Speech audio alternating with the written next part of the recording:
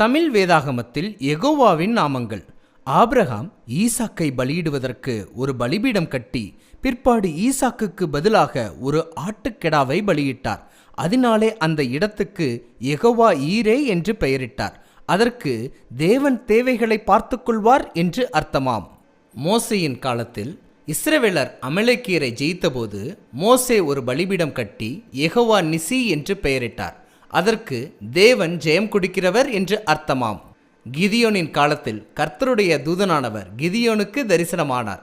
அப்பொழுது கிதியோன் ஒரு பலிபீடம் கட்டி அதற்கு யெகோவா ஷாலோம் என்று பெயரிட்டார். அதற்கு தேவன் சமாதான காரணர் என்று அர்த்தமாம். எசேக்கியேல் புதிய எருசலேம் நகரத்தை தரிசனமாக கண்டார். அந்த நகரத்திற்கு யெகோவா ஷம்மா என்று பெயரிடப்பட்டது.